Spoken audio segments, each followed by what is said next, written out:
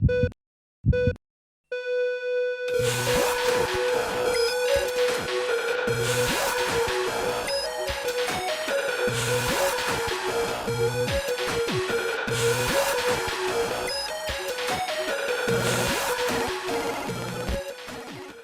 everyone, I'm Dr. Retro, and in this video I'm going to show you the PlayStation 2 collection that I've built in the last 10 years. First up, I have two overview photos so you can see the massive amount of games, and after that we're going in depth and I try to show you every title. If you have a question or you want to know anything, please feel free to reply to the video or ask me on Facebook. So let's get into depth with the games. For everything in my collection I have three ground rules. It either has to be rare, it has to be good, or it has to be obscure. So anything you see here fits either one of these categories. The games in this video that you see have an extra sleeve over them or are more glistening are the ones sealed. I put little protector bags over them to prevent the seal from damaging. You can tell I love quizzes by the amount of buzz games I have. And this Crash of the Titans you see here is the Monster Edition, which is a really cool edition with a furry sleeve over the game. Many of the obscure titles you see in my collection are from the producer called 505 Game Street. They were bringing Japanese strange games to Europe, and I do love me some of those strange Japanese games. They're also well known for bringing RPGs and shoot 'em ups from Japan to Europe, such as the Dragon Blaze game you saw here before. On the left here you see the Evil Dead: A Fistful of Boomstick Movie Edition. It's a mediocre game, but it comes with Evil Dead 2, which is an amazing movie. Even though I have all Final Fantasy core titles up to 13, Final Fantasy X on the PlayStation 2 is the only one I finished. The Fire Pro Wrestling Returns game you saw a bit before this is considered one of the rarest PlayStation 2 games out there in PAL countries, but since I have two copies, both in different languages, I have one in this cabinet and one you'll see later when we get to the most rare titles. As you probably know, I'm a big press kit collector, and I have a lot of press kits for the PlayStation 2 as well, but I decided not to show them in this video to give them the proper spotlight that they deserve. So I will make a different video with just press kits showing my entire collection of them. I don't think my PlayStation 2 collection will ever be finished, but as far as I consider, I'm only missing a handful of rare games that I really want to have. But usually when I go to flea markets or when I go to retro conventions, I pick up a couple of titles because they either seem fun, are really cheap, or they are really obscure. The Manakemia Alchemist of Alrevis you see here on the right fits every category in my collection. It's an RPG, it's obscure, it's limited, very rare, and it's also considered quite a good game.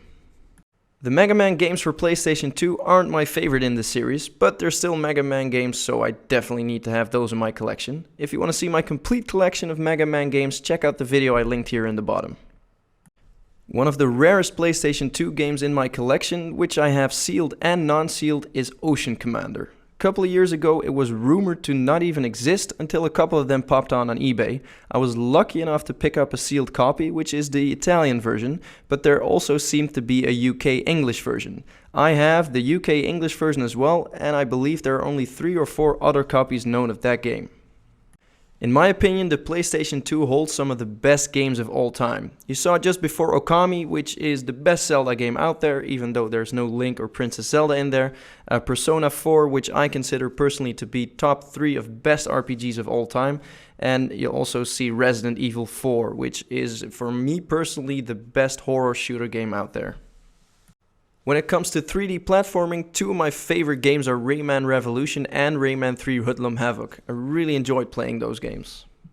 The Sengoku Anthology you see here on the right is also a very rare game that I happened to find, and I wasn't even aware that it existed when I found it. As I said before, I'm a big fan of Persona, but the other Shin Megami Tensei games, not so much. They're a little too rough for me. A guilty pleasure of mine, which I've had admitted a couple of times, and I will never regret saying that, I love SingStar. Playing SingStar with friends is just a lot of fun. Same as the buzz games, I really love those party games. Splatter Master is another one of those strange 505 Game Street games, a brawler where you play as a pumpkin-headed boy. If you want to see how it plays, check out the collection dissection video we did about it. And over here you have some more 505 Game Street games like Stella Deus, The Gates of Eternity and Steambot Chronicles. Not games you see every day.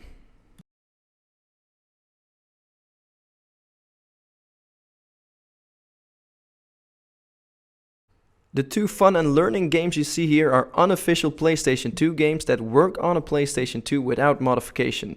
They used the center of an actual PlayStation 2 disc and used the rest of the disc to put their program on. It's a really strange thing that I don't see often. I don't know of any other titles that did this. The Wild Arms 5 you see here is the very rare collector's edition, and it took me years to find that. It was only released in France and I'm really happy that I have it, and it's also sealed. As you can see, we go from the white and black here to the black and multicolored, and that's because these are NTSC games released in America. I try to get all RPGs that weren't released in Europe and also some other good titles that weren't released here like Okage Shadow King and the Metal Gear Solid collection.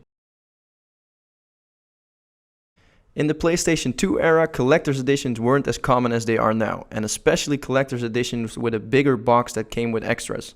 This Devil Summoner 2 is the only collector's edition that I have that didn't fit in the normal cabinet that you saw just now. Now that we're done with the bulk of the games, it's time for my treasure cabinet. On the left here you see Soul Nomad and the World Eater sealed, Ocean Commander sealed, the UK version I talked about before, Fire Pro Wrestling Returns, and the two commemorative editions that came out for the PlayStation 2, the Getaway and Hardware Online Arena. Then you have Alien Hominid, the Eurogamer Signature Edition, Rule of Rose, and Tekken 4 King of the Iron Fist Tournament Edition, which was given away at a certain event. To prevent me from buying duplicates and to have my collection with me at all times, I use the Boxes app. If you want to see how that works, check out the video I linked here on the side. So that was it, my PlayStation 2 collection. I hope you enjoyed watching this, and I really did enjoy collecting this. If you have any questions, feel free to contact me on facebook.com/drretromd or make a reply here on YouTube. Also be sure to subscribe because there's plenty of more collection videos coming up. So thanks for watching, see you next time, bye bye.